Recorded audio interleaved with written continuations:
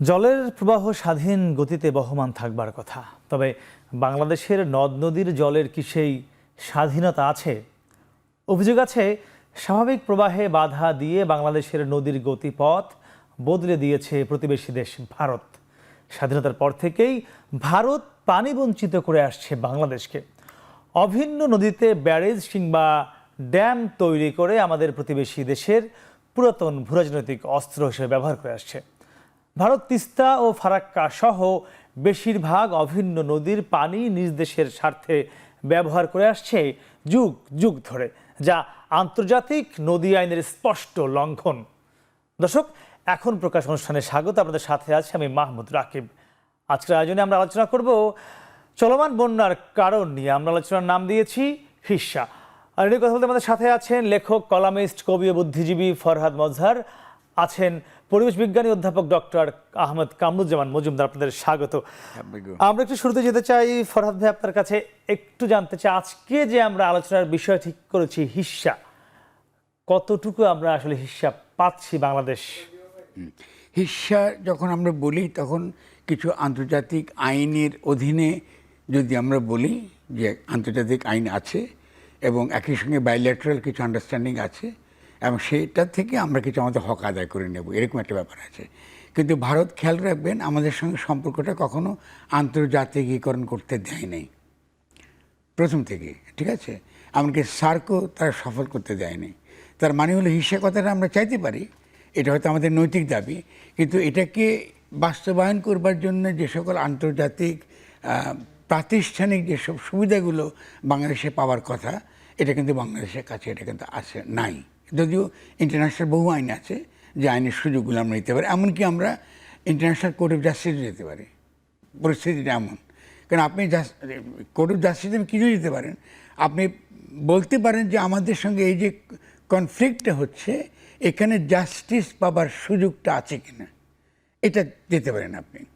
এবং সেক্ষেত্রে ভারতকে আবার রাজি হতে হবে, মানে দুজনকে রাজি হতে হবে যে আমরা একটা সমঝোতার জন্যে বা একটা সালিশের জন্যে আমরা ইন্টারন্যাশনাল কোর্ট অফ জাস্টিসে আমরা যেতে পারি। কিন্তু ভারতে খেয়াল করবেন যে ক্রিমিনাল পার্টটা হচ্ছে এই যে ড্যাম তৈরি করা, ব্যারেজ তৈরি করা, এটা করবার আগেও তো আপনার ভাটির লোকের সঙ্গে আপনার কথা বলতে হবে। আপনি উপরে উজানে আপনি ড্যাম করছেন, ব্যারেজ করছেন, আপনার তো আগেই তো কথা বলার কথা। এবং দ্বিতীয়ত হলো এই ড্যাম এবং ব্যারেজগুলো করার যে ইকোলজিক্যাল যে ক্ষতি, একটা তো প্রবাহের ক্ষতি তো আছে, ইকোলজিক্যাল যে ক্ষতি, ইকোনমিক যে ক্ষতি, আরও অন্যান্য যে সকল ক্ষতি, এটা অনেক বেশি ক্ষতিকর। ফলে সেদিক থেকে ভারত কখনোই এটাকে কোনো গুরুত্ব তারা দেয়নি। আর বাংলাদেশ সরকার গত যদি বলি 2 দশকে যারাই ছিল, তারাই অধিকারটুকু আদায় কতটা সচেষ্ট ছিল আপনার কি মনে হয়? না, প্রথমত তারা কখনোই সচেষ্ট ছিল না যদি আমাকে সত্যিকার অর্থে বলেন। কিন্তু ভারতের দিক থেকেও কিন্তু ক্রমাগতই এটাকে একটা বাইলেটারাল ব্যাপার বলে এটাকে তারা কোনো না কোনোভাবে তারা পাশ কাটিয়ে যেতে চেষ্টা করেছে। জয়েন্ট রিভার কমিশন হয়েছে ডেফিনেটলি, কিন্তু আমি এই ক্ষেত্রে খালি মাননীয় ভাষণে একটা কথা বলি আপনাকে, খুব ইন্টারেস্টিং ব্যাপার। তিনি একটা কথা বলতেন যে আমি ফারাক্কা ভেঙে দেব।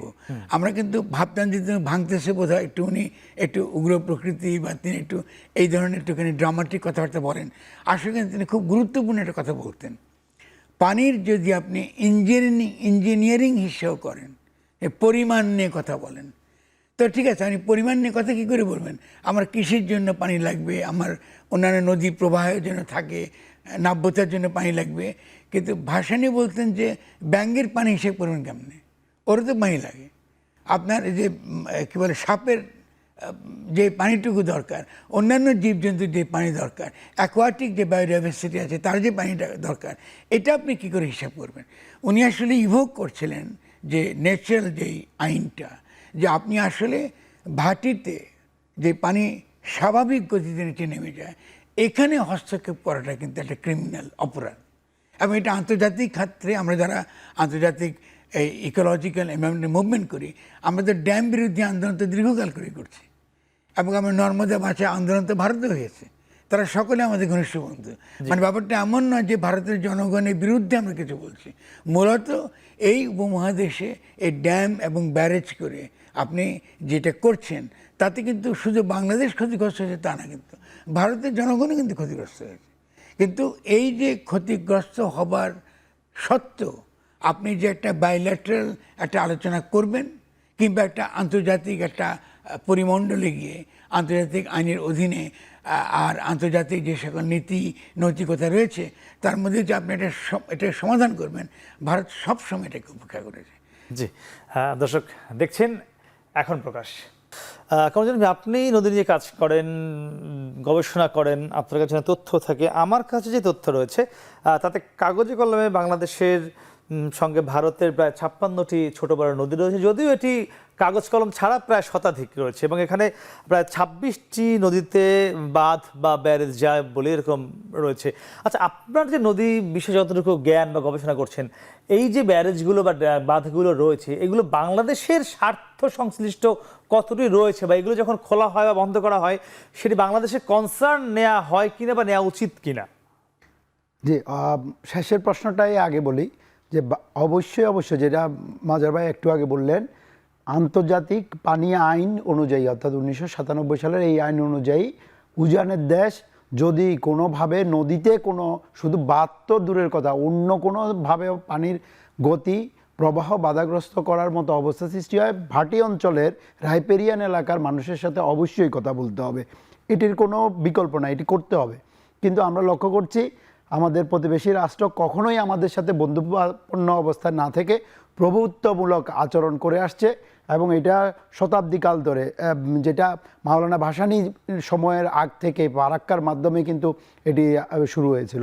তারা সবসময় এটি করছে এবং এই যে 56টির আমাদের আন্তর্জাতিক নদীর ক্ষেত্রে তারা কোনো ক্ষেত্রে 26টি বা আরও 5টি নতুন করে ড্যাম কিন্তু এখন আন্ডার কনস্ট্রাকশন, এগুলো নিয়ে টোটাল 31টি যদি আমরা ড্যাম চিন্তা করি, জানা মতে কোনোটি বাংলাদেশের সাথে বাইল্যাটারাল মাল্টিল্যাটারাল কোনো আলোচনা করেনি। ফলে বরাবরই এই ইনভেস্টমেন্টগুলো এই বাঁধগুলো কিন্তু অনেক ক্ষেত্রে দেখা গেছে ড্যামগুলো ওই অঞ্চলের, ইন্ডিয়ার ওই অঞ্চলের মানুষ, পরিবেশবাদী সাধারণ মানুষ তারাও কিন্তু অপোজ করেছে। সেটিও না শুনে শুধুমাত্র বাংলাদেশের উপরে কন্ট্রোল এবং বাংলাদেশকে ভয় ভীতি দেখানোর জন্য এই ধরনের প্রকল্পগুলোতে ইনভেস্ট করা হয়েছে এবং অনেক ক্ষেত্রে এগুলো বিদ্যুৎ উৎপাদন বা কনস্ট্রাকটিভ না হয়ে এগুলো শুধুমাত্র পানি ধরে রাখে এবং ধরে রেখে প্রয়োজনে যখন বাংলাদেশের পানির প্রয়োজন হয় না তখন অনেক সময় ছাড়া হয় এবং ওই অঞ্চলের তিস্তা অঞ্চলের মানুষ সারা বছর এই ভয়ের ভিতরে থাকে, বছরে 2 বার 3 বার করে এই ধরনের পানির মাধ্যমে ওখানে বন্যা হচ্ছে। আমরা অন্যান্য জায়গাগুলোতেও দেখি।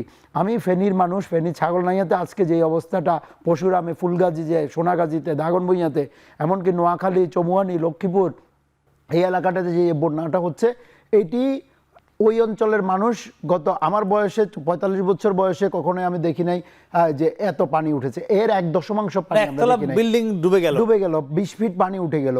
সো এই আমাদের স্থানীয় বৃষ্টির প্রভাবের কথাও যেটি আগে বলা হচ্ছে, এটি আগে বলা যাবে না। আমার যেই অংশটির এইটুকু বৃষ্টি আমার ওই এলাকার জলাধারে অ্যাবজর্ব করার ক্ষমতা আছে, ক্ষমতা যেটা নাই সেটা হলো যে ফেব্রিকেটেড যেই জিনিসটা সরকারকে, নবীন সরকারকে বাধা দেওয়ার উদ্দেশ্যে হয়তো, যেটি সবাই এখন ভাবছে যে এই পানিগুলোকে ছেড়ে দেওয়া রাতারাতি 3-4 ঘন্টার ভিতরে লক্ষ লক্ষ কিউসেক পানি এই ছেড়ে দেওয়ার মাধ্যমে তারা এটি করতে পেরেছে। কিভাবে করতে পেরেছে? তারা বাঁধগুলোতে গত 40 বছর ধরে ইনভেস্ট করে অপেক্ষা করেছে কোন সময় তারা তাদের স্বার্থের আঘাত আসতে পারে, তাদের অধীনস্থ হিসেবে বাংলাদেশকে কন্ট্রোল করার আজ যাচ্ছে না বুঝতে পারবে, ওই সময়ে খুলে দিবে এই ধরনের একটা সুদূর প্রসারী চিন্তাভাবনা থেকে এটা করেছে বলে এখন সুযোগ বা প্ল্যাটফর্ম তৈরি করে রেখেছে। তা না হলে এই আমরা যুগের পর যুগ দেখছি তারা কিন্তু কখনোই আমাদের পানি দেয় নাই। তারা এই পানিটা ন্যায্য হিস্সা, যেটা যে বিষয়টা আসছে, ন্যায্য হিস্সা আমরা কোথাও পাই নাই। আমরা তিস্তাতে পাই নাই, ফারাক্কাতে পাই নাই, আমরা অন্যান্য নদীগুলোর কোথাও আমরা পাই নাই। শুধুমাত্র কাগজে কলমে দেখা হয়েছে। এখন তো তথ্য উপাত্ত আরও বের হচ্ছে যে কাগজে কলমেও যেটা দেখানো হয়েছে সেখানেও তারা তাদের যে কন্ট্রোলের যে লোকজন, তাদের মতাদর্শের যে লোকজন, তাদের মাধ্যমে ফেব্রিকেটেড তথ্য উপাত্ত প্রভুত্ব বিষয়ে রয়ে গিয়েছে, যেটা আপনি বলছিলেন, এটা বরাবর রয়ে গেছে। দর্শক দেখছেন এখন প্রকাশ। ফরহাদ ভাই, আপনার নিশ্চয়ই মনে আছে, আমরা যখন পানির সংকটে থাকি, বিশেষ করে আমাদের উত্তর পশ্চিমাঞ্চলে শত শত গ্রাম, ফসলি মাঠ খরায় থাকে বিভিন্ন সময়, তখন আমরা দেখলাম 2019 সালে আমাদের যে রাষ্ট্রপ্রধান দেশ ছেড়ে চলে যেতে বাধ্য হলেন, তিনি ফেনী নদী থেকে 1.82 কিউসেক পানি ত্রিপুরায় পাঠানোর চুক্তি করলেন। Exactly. মানে বিষয়টি কি আসলে? আমাদের যেটি দরকার সেটি না করে উল্টা আমাদেরকে ক্ষতির মুখে ফেলে প্রতিবেশী দেশে Exactly. কেন দিতে হবে? কি উদ্দেশ্যটা কি ছিল আসলে তার? এখন যদি আমি একটু ঠাট্টা করি বলে স্বামী স্ত্রীর সম্পর্ক, আমি যদি ঠাট্টা করি বলে, আমি কিন্তু কথাগুলো বলছি না, আমি শব্দটা পছন্দ করি না যদিও, কিন্তু এই যে আপনাকে ক্রমাগত একটা দেশের সঙ্গে আপনার যে সম্পর্কের যে ধরন, এটা একেবারে একজন ঔপনিবেশিক, আপনি সমস্ত সুবিধা নিচ্ছেন, কিন্তু বৃহত্তর স্বার্থ শুধু আমাদের না, বৃহত্তর যে ভারতের তো একটা স্বার্থ আছে। আজকে বাংলাদেশের জনগণ যেভাবে ক্ষিপ্ত ভারতের প্রতি, এটা তো ভারতের জন্য ভালো না। আমরা তো ভালো প্রতিবেশী হিসেবে তো আমরা থাকতে পারি। এইগুলো সমাধান করা কিন্তু মোটেও কঠিন নয়। এতে কিছু কিছু সমস্যা নিশ্চয় রয়ে গেছে। কারণ আমি বলব যে যদি আপনি তাকান সভারেন্টি কোশ্চেন, যে কোনো আমাদের তো আজকে পলিটিক্যালি ভাবলে কি সভারেন্টি, দেশের সার্বভৌমত্বের প্রশ্নটা প্রধান। ফলে স্বভাবতই প্রধান যখন আপনি করেন তখন প্রকৃতি তো আর আপনার সভারেন্টি বোঝে না। তার তো সে নিজস্ব ভৌগোলিক, তার অ্যাগ্রো ইকোলজিক্যাল, তার মৌসুম, এটা সে নিজের নিয়মে চলে। তো ফলে এইটার সমাধানটা সব সময় বাইলেটারাল হতেই হবে, এটা তো আর অন্য কোনো আপনার কোনো এটা নাই। কিন্তু আমাদের কতগুলো সংকট আছে যেটা আমি একটু আপনার সঙ্গে শেয়ার করতে চাই। একটা হচ্ছে আমাদের দেশে যারা পানি বিশেষজ্ঞ এবং যারা বিভিন্ন সময় ভারতের সঙ্গে নেগোশিয়েট করেছেন, আমি তাদের লেখা নাম বলা দরকার না, তাদের কিন্তু আমি একটা লেখা পড়ছি, আজকে অনেক পত্রিকায় লেখা, তার লেখা চাপ হয়েছে। তারা দাবি করছেন এটা স্বাভাবিক। আমি জানি আমাদের এখানে বৃষ্টি হয়েছে অনেক, ঠিক আছে, এবং এখানে বঙ্গোপসাগরে একটা নিম্নচাপ তৈরি হয়েছে, ক্লাউড ব্লাস্ট বলতেছে। ক্লাউড ব্লাস্ট বলছে। ফলে এই যে এক ধরনের আপনার ভারতের কাছে দাসখত দিয়ে দেওয়া, ইভেন যে টেকনিক্যাল, এই যে আপনার ধরুন তার যে একটা বিশেষজ্ঞতার যে একটা ভূমিকা আছে, যে আসলে এক্ষেত্রে আপনার ভারতের যে অপরাধটা, যেমন ধরুন ডাটা শেয়ারিং, আপনি যে ডাটা তো তথ্য শেয়ার করবেন, পানি কতটুকু বাড়লো, পানি কতটুকু কমলো, কখন বিপদটা হতে পারে, এবং আপনি অন্তত কমপক্ষে 3 দিন আগে আপনি জানাবেন। আচ্ছা, এখানে কি করেছে খেয়াল করেন, রাতের বেলা খুলে দিয়েছে, আপনি খেয়াল করবেন। রাতের বেলা করে দিয়েছে। আচ্ছা, তাহলে এই যে কাজগুলো ভারত মানে করছে, 25 মার্চের সেই কাল রাতের মতো একটা অবস্থা। তার মানে হলো এই যে আমাদের গণ অভ্যুত্থানটা ঘটে গেল, ভারত একটার পর একটা কিন্তু এটাকে বানচাল করা কিন্তু চেষ্টা করছে, এবং এখন কিন্তু একটু আগে আমরা দেখলাম কিন্তু আনসারদের, জি, আনসারদের দেখুন একটা আন্দোলন চেষ্টা করা সবই কিন্তু একই গ্রন্থিতে কিন্তু বাঁধা। যেটা আমি বারবার প্রথম থেকে বলছি, যে আমরা যদি আমাদের নিজেদের সম্পর্কে সচেতন না হই। হতে একটু এখানে থামিয়ে বলতে চাই, আপনি একটি কথা বলেছেন দাসখত, কেন আমরা সেই খত দিলাম তাদের কাছে?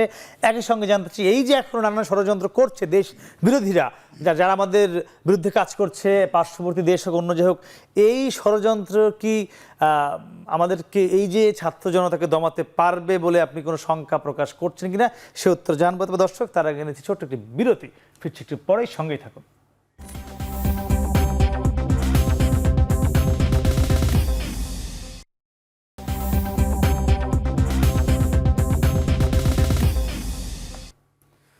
ফিরে এলাম বিরতির পর, কথা বলছিলাম হিস্সা ইস্যুতে। একটু যেতে চেয়ে ফরদে আপনার কাছে যে বিষয়টি বলছিলাম, যে দাসখত বা এই যে আমরা মানে সবকিছু দিয়ে দেওয়ার একটি প্রবণতা, কিছুদিন আগেও আমাদের দেশ থেকে যে চলে গেল কর্তৃত্ববাদী সরকারের প্রধান শেখ হাসিনা, তিনি বলছিলেন যে ভারতকে এত কিছু দিয়ে এসেছি, এটি ভারত জীবনে হয়তো কল্পনা করেনি বা কেউ দিতে পারেনি। তো এই যে মানে এত কিছু দেওয়ার যে তার প্রবণতা ছিল গত 1.5 দশক ধরে, আসলে কেন? এর পিছনে কি অন্য কোনো কারণ আছে বা কোনো শর্ত টর্ত ছিল কিনা কোনো কালে? কেন দিয়ে দিল সব? না, প্রথমত যে রাজনৈতিক দলের কথা আপনি বলছেন, তারা তো কখনো জনগণের সমর্থনকে, গণসমর্থনকে তাদের ভিত্তি তারা করেনি, ঠিক আছে। দ্বিতীয়ত হচ্ছে রাষ্ট্র তাদের কাছে, তারা মনে করতেন যে এটা তাদের বাপের দেশ, ফলে আপনি যেমন করে ইচ্ছে তাকে লুট করবেন, যেমন করে এটা শাসন করবেন। এটা তো বিস্ময়কর ছিল, তারা ভাবতে পারতো না যে বাংলাদেশের জনগণ এই ধরনের তাদের প্রতি যে দৃষ্টিভঙ্গি, এটাকে তারা মেনে নেবে, এটা তাদের চিন্তার মধ্যেই ছিল না, ঠিক আছে না। এটা হচ্ছে মূলত একটা বড় কারণ।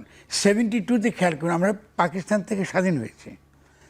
স্বাধীন যখন হয়েছি তখন কিন্তু বাংলাদেশ তার নিজের দেশকে পরিচালনার জন্য যেটা গঠনতন্ত্র দরকার বাংলাদেশের স্বাধীন জনগণের, পাকিস্তানের না। আপনি পাকিস্তানে ভোট দিয়ে যাকে পাঠিয়েছেন তারা পাকিস্তানের সংবিধান লিখবে, কিন্তু ওই লোক যাদেরকে আপনি পাকিস্তানে পাঠিয়েছেন তারাই সে বাংলাদেশের সংবিধান লিখেছে। মানে বাংলাদেশের সংবিধান শুরু থেকে ছিল পাকিস্তানের সংবিধান। মানে পাকিস্তানিরা কিন্তু গণপরিষদ যেটা হয়েছে তারা পাকিস্তানের জন্য নির্বাচিত হয়েছে। বাংলাদেশের তরুণরা আজকে যখন তারা ইতিহাস সম্পর্কে যারা কম জানে, তারা কিন্তু ইতিহাসের সম্পর্কে তারা জানে না। বাংলাদেশের গোড়াতে রয়ে গেছে যে আমরা বাংলাদেশটাকে আমরা গঠন করতে পারিনি। গঠন করা মানে হচ্ছে কনস্টিটিউটিং বলে, যেখান থেকে কনস্টিটিউশন কথাটার উৎপত্তি হয়। মানে এই যে আমরা বাংলাদেশ গঠন করতে পারিনি, তারপরে স্বভাবতই আমরা এতটা বছর কিন্তু মূলত দিল্লির দাস হয়েছিলাম। এবং এই জন্য দেখেন আমাদের অবচেতনে আমরা বলছি যে এটা দ্বিতীয় বিজয় হয়েছে আমাদের মনের মধ্যে রয়েছে, আমরা ব্যাখ্যা করতে পারছি না। আমি শুধুমাত্র ব্যাখ্যাটা করলাম, আর কিছু নয়। এবং এই বিজয়টা হয়তোবা আমাদেরকে নতুন করে আমাদেরকে একটা পথ উন্মুক্ত করবে এবং ভারতের জনগণের সঙ্গে, এখানে খুব পরিষ্কার করে দিতে আমি বলতে চাই, ভারতের জনগণের সঙ্গে কিন্তু আমাদের কোনো বিরোধ নেই। কারণ আজকে যদি ত্রিপুরায় যদি বন্যা হয়, যে বন্যাটা আজকে কুমিল্লাতে দেখতে পাচ্ছি, আমি সব জায়গাতে আমরা দেখতে পাচ্ছি, এটা তো আমাদের কমন সমস্যা, এটা তো দুই পক্ষেরই সমস্যা। তাহলে এটা কেন এই সমতা হয় না? কারণটা হচ্ছে এটা দিল্লি ভারতের অন্যান্য অঞ্চলে, বিশেষত পূর্বাঞ্চলের লোকদের মনে রাখতে হবে যে দিল্লির বিরুদ্ধে আমাদের উভয়কে দাঁড়াতে হবে। সম্পর্কটা কিন্তু দিল্লিকে আমাদেরকে সাহায্য করতে হবে। এই কারণে দিল্লির কারণে কিন্তু এদিককার পশ্চিমবঙ্গ বলুন, নর্থ ইস্ট বলুন, এদিকে সমস্ত দেশগুলো কিন্তু দিল্লির দ্বারা আমাদের মতো কিন্তু পরাধীন, শোষিত, সবাই শোষিত। শুধু শোষিত না, পরাধীন। যদি আপনি ভারতের যদি তার যে ফেডারেল যে তার চরিত্র দেখছেন, এর তো সত্যি করতে ফেডারেল তো না, একে তো অসম সম্পর্ক রয়ে গেছে। তো সেই জন্য আমি ভারতের যারা জনগণ পশ্চিমবাংলা থেকে বলুন, আজকে অন্যান্য উত্তর পূর্ব ভারতে যারা রয়েছেন, আমরা মনে করি যে বাংলাদেশে যে এই যে আমরা আজকে দিল্লির বিরুদ্ধে কথা বলছি, এটা শুধু আমরা আমাদের জন্য বলছি না, সবারই কথা, এটা আমাদের স্বার্থের জন্য। কারণ আমরা এই অঞ্চলে অত্যন্ত ভালো আমরা সম্পর্ক চাই এবং এই ধরনের মিলেমিশে থাকবার একটি পরিবেশ দরকার। শুধু মিলেমিশে না, আমরা পানির সময় সমাধান করতে পারবো না। আপনি কি করে করবেন? মেঘালয় বিশ্ব হলে বাংলাদেশে বন্যা আসবে, স্বাভাবিক। তাহলে আমি মেঘালয়ের জনগণের সঙ্গে যদি একসঙ্গে কথা না বলি, একসঙ্গে সমাধান না করি, তো কি করে আমরা সমাধান? জি, আমরা ফিরবো। দর্শক দেখছেন এখন প্রকাশ। কামরুজ্জামান ভাই, আমার কাছে যে তথ্য রয়েছে, মেঘনা রিভার সিস্টেমে 26টি নদীর মধ্যে 12টিতে ভারতের বাঁধ রয়েছে এবং এর প্রভাবে একদম ছোট্ট করে যদি বলি 6টি জেলায় পানি শূন্য, হাওড়া আছে 373টি, কৃষিখাতে কর্ম হারানোর ঝুঁকিতে 60% শ্রমজীবী মানুষ, মাছের উৎপাদন বছরে 0.98 মিলিয়ন টন হুমকিতে পড়েছে, দেশের মোট বোরো ধানের 14% হুমকিতে পড়েছে, 80% টিউবওয়েল আর্সেনিক পানি উঠছে, এমন নানান ঝুঁকি রয়েছে। এটি কি আমাদের সরকাররা জানে না বা বোঝে না? অবশ্যই। মাজার ভাই একটু আগে যেটা বললেন যে এগুলো ওই খত দেওয়ার বিষয়টা ইমপ্লিমেন্টেশনের একটা অংশ হিসাবে নেওয়া হয়েছে। বাংলাদেশের মানুষের কি অবস্থা হোক এটা বিবেচনা করা হয় নাই। আপনি তো বেশ কয়েকটা কথা বললেন, এর বাইরে যেটি আরও আছে, আরও অনেকগুলো আছে, পানির লেভেল নিচে নেমে যাওয়া, আমাদের বায়োডাইভার্সিটি নষ্ট হয়ে যাওয়া, অনেকগুলো আছে। দেখেন এই পুরো বিষয়টা আমাদের তো ফ্লোভিয়াল মরফোলজিটাই চেঞ্জ করে দিচ্ছে। বাংলাদেশের যে নদীমাতৃক বাংলাদেশ, আমরা জালের মতো নদীগুলো ছড়িয়ে ছিটিয়ে আছে, সেই হাজার নদী যে দেশটি এখন কমতে কমতে কমতে কমতে হাতে গোনা কয়েকটি নদীতে, কয়েক হাজার নদীর জায়গায়। কেন? কারণ আপ স্ট্রিমে উদ্দেশ্য প্রণোদিতভাবে বাদ দিয়ে যে শুধু পানি বাধা দেওয়া হয়েছে তা না, ইন্ডিয়ার রিভার লিঙ্কিং প্রজেক্ট রয়েছে।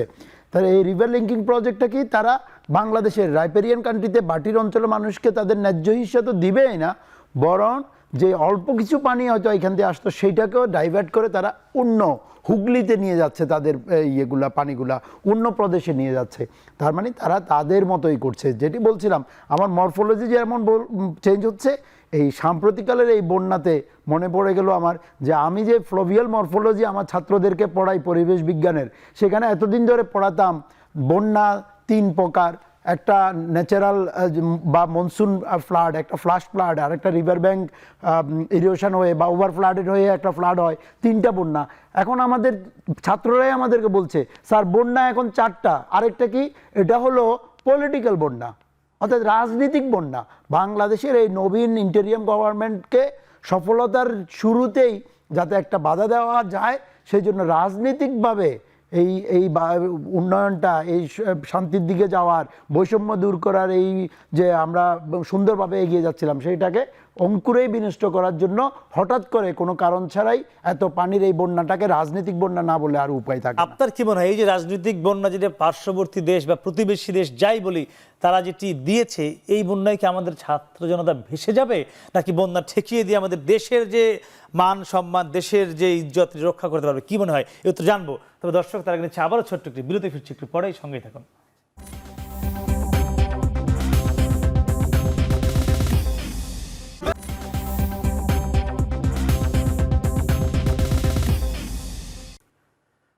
আবারও ফিরলাম বিরতির পরে। কথা বলছিলাম ন্যায্য হিস্সা পাওয়া নিয়ে। কামরুজ্জামান ভেজেরই বলছিলাম যে এই যে রাজনৈতিক বন্যা, এই বন্যায় কি আমরা টিকিয়ে থাকতে পারবো নাকি ভেসে যাবো আমাদের ছাত্র জনতা? ভেসে যাওয়ার তো প্রশ্নই উঠে না, বরং ভেসে যাবে কি এইবারের বন্যায়। স্লোগান যেটা হচ্ছে, এইবারের বন্যায় ভেসে যাবে অন্যায়। অর্থাৎ প্রতিবেশী রাষ্ট্র হিসেবে তারা যে আমাদের উপর বৈষম্য চালাচ্ছে, অন্যায় করছে, সেটাই ভেসে যাবে। সেটি আমরা দেখতে পাচ্ছি এখান থেকে কয়েক কিলোমিটার দূরে টিএসসিতে আমরা কি লক্ষ্য করছি। গতকালকে রাতে 4টা-5টা ভোর পর্যন্ত মানুষ ঝাঁপিয়ে পড়েছে বন্যার্তদের সাহায্য করার জন্য। অবাল বৃদ্ধ বনিতা সবাই, আমাদের রিক্সাওয়ালা থেকে দিনমজুরি থেকে সবাই তার ছোট্ট সংগ্রহটা নিয়ে পর্যন্ত, বাচ্চারা পর্যন্ত নিয়ে দিচ্ছে। মায়ের স্মৃতির জিনিস দিয়ে দিচ্ছে। পেট্রোল পাম্পের মালিকরা পেট্রোল ফ্রি করে দিচ্ছে, নৌকার মালিকরা নৌকা দিয়ে দিচ্ছে। হিন্দু, বৌদ্ধ, খ্রিস্টান, মুসলমান সবাই মিলে একাত্রে উৎসবের টাকাও দিয়ে দিচ্ছে, উৎসবের টাকা, পূজা উৎসবের টাকা পর্যন্ত দিয়ে দিচ্ছে। তাহলে কি করতে পারলো তারা? কি আমাদের মনোবল ভাঙতে পারলো? মোটেও পারে নাই। প্রথমে যখন 2টি জেলাতে বন্যার পানি এসেছে ঢাকা থেকে, তখন কয়েক শত হাজার মানুষ কিন্তু রওনা হয়েছে তাদের একদিনের নোটিশে, অর্থাৎ 6 ঘন্টা 8 ঘন্টার নোটিশে ওই বন্যার মানুষদেরকে সাহায্য করার জন্য, উদ্ধার করার জন্য গেছে। সেনাবাহিনী, অন্যান্য নিরাপত্তা বাহিনীর সাথে সাথে আমাদের ছাত্র জনতা, বৈষম্যমূলক আন্দোলনের যে কোঅর্ডিনেটররা রয়েছে, সমন্বয়করা রয়েছে, জেলা পর্যায়ে থেকে ইউনিয়ন পর্যায়ে থেকে সবাই কিন্তু সর্বোত্তমভাবে ঝাঁপিয়ে পড়েছে। ফলে তারা আমাদেরকে, মনোবল তো দূরের কথা, আমাদেরকে কোনো অংশেই কিন্তু দুর্বল করতে পারে নাই। এটি আমাদেরকে আরো শক্তিশালী করে। এই যে বিষয়টি যেটি বলছিল যে এই যে মানে একতাবদ্ধ ঐক্য, মানে এই ঐক্যটা কি এই যে আমাদের পার্শ্ববর্তী দেশ ভারত, তারা যে আমাদের এই যে জুলুম নির্যাতন করছিল বা রাজনৈতিক বন্যা দিল, মানে আমাদের ঐক্য বাড়িয়ে দিল কিনা বাংলাদেশের মধ্যে? বাড়িয়েছে, সন্দেহ নেই। প্রথমত ধরুন, এই যে এবার যেটাকে ওরা জুলাই বিপ্লব বলছে আমাদের তরুণরা, এটা তো একটা অভূতপূর্ব ঘটনা, এটা একটা ঐতিহাসিক ঘটনা। এবং এর মধ্য দিয়ে যে জনগণের যে চেতনার যে উত্থানটা ঘটেছে, এটা অসাধারণ উত্থানটা ঘটেছে। এবং ফলে আমরা যে ভেবেছি যে এটা মিয়ে যাবে, হ্যাঁ, সময়ের ফলে, কিন্তু বন্যা কিন্তু একত্র করে ফেলছে আবার, এবং একসঙ্গে এটাকে মোকাবেলা করা, এবং এই যে একটা চ্যালেঞ্জ আকারে নেওয়া যে আমাদেরকে এটা আমরা নিজেরা সমাধান করব। আপনি কি এবার খেয়াল করেন, এনজিওরা কিন্তু নাই, এবার বিদেশের সাহায্য খুব একটা আছে তা কিন্তু নাই। ফলে বাংলাদেশ কিন্তু আরেকটা তার যে স্টেমিনা, তার যে মেরুদণ্ড, তার যে দুঃসাহস, সেটা কিন্তু দেখিয়ে দিল এই বন্যার মধ্যে। আমি মনে করি এটা কিন্তু একদিনের সাপে বড় হয়েছে আমাদের জন্য, যে সারা বিশ্ব দেখলো যে এই যে নতুন যে সরকারটা এসছে জনগণের অভিপ্রায় হিসেবে, তার পেছনে কিন্তু জনগণ আজকে ঐক্যবদ্ধ। এইটা আমাদেরকে অনেক দূর নিয়ে যাবে। আর দ্বিতীয়ত আমি মনে করি যে ভারতের আভ্যন্তরে এটা নিঃসন্দেহে একটা তর্ক তৈরি করবে। এই কারণে, এই জন্য নয় যে আপনার বন্যা ব্যবস্থাপনার জন্য আমরা তৈরি ছিলাম না, তা না। আমাদের এখানে সবসময় বন্যা, এই নদীমাতৃক দেশে আমাদের জনগণ কিন্তু হিস্টোরিক্যালি তার কিন্তু বন্যা ব্যবস্থাপনাটা কিন্তু রীতি তার আছে। আপনি গ্রামগুলোকে উঁচু করে আমরা বাঁধতাম, ঠিক না? পানিটাকে আমরা যেতে দিতাম, সমুদ্রে চলে যেত। এই যে ট্র্যাডিশনাল যে আমাদের টেকনোলজি, এই টেকনোলজির জায়গায় আমরা আনলাম ইন্টারন্যাশনাল টেকনোলজি, যে বাঁধ দেওয়াটাই কিন্তু ক্ষতিকর। নদীতে বাঁধ দেওয়াটা হেন কোনো আপনি সায়েন্টিস্ট পাবেন না যে বলবে যে বাঁধ দিয়ে আপনি নদীকে শাসন করতে পারেন। ফলে আমরা কিন্তু নিজেদের কোনো অনেকগুলো টেকনোলজিক্যাল ভুল আছে, যে আমরা এখন যে এই নদী বাঁধ দিতে চাই। ওই যখন মনে আছে ওই এর আগে যে বড় বন্যা হয়েছিল, তখন পানি ঢুকে গিয়েছিল ডিপ্লোম্যাটিক, কূটনৈতিক ওই এলাকাতে, তখন তারা ওই বাঁধ দিয়ে বন্যা নিয়ন্ত্রণের যে চিন্তাটা, এই যে ইন্ডাস্ট্রিয়াল কনসেপশন, যেটাকে এনভায়রনমেন্টাল বা ইকোলজিক্যাল না, এইটা এখান থেকে আমাদের বেরিয়ে আসতে হবে। ফলে দুটো জিনিস আমি দেখি, একটা হচ্ছে এই যে জনগণের ঐক্য, এটা খুব ইম্পর্টেন্ট। 2 নম্বর আমি দেখি আমাদেরকে রিভিজিট করতে হবে, নতুন করে চিন্তা করতে হবে বন্যা ব্যবস্থাপনার জন্য সত্যিকারের লোকায়ত পদ্ধতি কী, তার সঙ্গে আন্তর্জাতিক জ্ঞান, কামরুজ্জামানের মতন তারা যে একজন এক্সপার্ট সায়েন্টিস্ট, তাদের যে জ্ঞানটা, এই দুইয়ের একটা সম্মেলন লাগবে এবং এটা আমরা সমাধান করতে পারবো। আমি অত্যন্ত নিশ্চিত যে ভারতে আমরা যেসব বন্ধুবান্ধব যারা আছে, বন্যা নিয়ে যারা বন্যা বিরোধী কাজ করে, বাংলাদেশের প্রতি যারা দরদি সংবেদনশীল, তারাও মনে করেন একটা অবশ্যই আমাদের একটা বন্ধুত্বমূলক সম্পর্কের মধ্যে এটা সমাধান করতে হবে। কারণ এটা আমাদেরকে পলিটিক্যাল যেমন মারাত্মক ক্ষতির দিকে নিয়ে যাবে, কারণ ভারতের নিজস্ব নিরাপত্তার প্রশ্নটাকে প্রশ্নবোধ করে তুলবে, অন্যদিকে এটা আমাদের অর্থনৈতিক উন্নতির ক্ষেত্রে একটা বড় ধরনের প্রতিবন্ধকতা হয়ে দাঁড়াবে। আপনার কাছে কি মনে হয় এখনো এই যারা দেশপ্রেমে উদ্বুদ্ধ হয়নি বা এখনো যারা প্রতিবেশী দেশের ষড়যন্ত্রের সঙ্গে লিপ্ত থাকতে পারে শঙ্কা করছি আমরা বা আপনারা, কি মনে হয় তারাও এই আমাদের ছাত্র জনতা যে দেশপ্রেমে উদ্বুদ্ধ হয়েছে, একতাবদ্ধ হয়েছে, ধীরে ধীরে তাদের সঙ্গে একতাবদ্ধ তারাও হবে কিনা, কি মনে হয়? হ্যাঁ, আমরা তো অবশ্যই আশা করব, কারণ আমাদের প্রধান উপদেষ্টা মহোদয় কিন্তু সুস্পষ্টভাবে বলেছেন যে সবাইকে দেশ গঠনে এগিয়ে আসার জন্য উনি যেই কোনো ফোরাম, যেই কোনো ভেদাভেদগুলোকে, ধর্ম হোক গোত্র হোক, সবগুলোকে বাদ দিয়ে এমনকি যারা এতদিন ধরে সহযোগিতামূলক জায়গাতে ছিল না তারাও যাতে দেশ গঠনে এগিয়ে আসে, কারণ এটি আসতেই হবে। এবং আমাদের ন্যায্য হিসা যেটি, এইটি যে বাংলাদেশ যখন ক্ষতিগ্রস্ত হবে, যারা দেশ বিরোধী হিসাবে নিজেদের অবস্থান প্রমাণ করেছে তাদের কি নিজস্ব বাড়িঘর যেটি আছে সেটি ডুববে না? আমার ফেনী এলাকার বা নোয়াখালী এলাকার যে লক্ষ্মীপুর এলাকার, সেখানে কি অন্য মতাবলম্বী মানুষ ছিল না? তাদের বাড়িঘরগুলো কি 20 ফিট দূরে ডুবে নাই? নাকি পানি বলছে বন্যার, ইন্ডিয়ার সেই উপহার, বন্যা উপহার, রাজনৈতিক বন্যার উপহার ওই অন্য ভিন্নপন্থী যারা আছে তাদের বাড়িঘর বাদ দিয়ে অন্যদিকে প্রবাহিত হচ্ছে? পানিকে, নদীর পানিকে তার মতোই প্রবাহিত হতে দিতে হবে। এটি ইন্ডিয়া থেকে আসুক, এটি চায়না থেকে আসুক, এটি নেপাল থেকে আসুক, এই গঙ্গা ব্রহ্মপুত্র যে বেসিন রয়েছে এই বেসিন দিয়ে এটি সোজা বে অফ বেঙ্গলে যাবে, এটিকে বাধা দিলেই ধন্যবাদ হবে। একদম 10 সেকেন্ডে এই আমরা যারা বাংলাদেশ ছাত্র জনতা কি বলবেন? এই আমি দুটো কথা বলবো, 10 সেকেন্ড। আমাদের উপদেষ্টা নাহিদ, তরুণ উপদেষ্টা, ও বলেছে ভারতের এই অমানবিক আচরণ সম্পর্কে সে উল্লেখ করেছে এবং সে ডেফিনেটলি সে সঠিক। ফলে ভারতকে অমানবিক হওয়াটা বাদ দিতে হবে। 2 নম্বরটা হলো আমাদেরকে এটা বাইল্যাটারাল জায়গায় রাখা যাবে না, এটাকে আন্তর্জাতিক করতে হবে, আন্তর্জাতিক আইনের সুযোগ নিতে হবে। জি, আপনাকে অসংখ্য ধন্যবাদ। ধন্যবাদ কামরুজ্জামান ভাই। আপনাকে দর্শক, আমরা নিশ্চয়ই প্রত্যাশা করব আমাদের যে ন্যায্য হিস্সা, সেই ন্যায্য হিস্সা আদায় করতে, আমাদের অধিকার বুঝে পেতে বাংলাদেশের ছাত্র জনতার সঙ্গে পুরো 16 কোটি মানুষ এক হয়ে আগামীর বাংলাদেশ ঐক্যবদ্ধভাবে এক বাংলাদেশ গড়ে তুলবে। সে প্রত্যাশা শেষ করছি। শুভরাত্রি।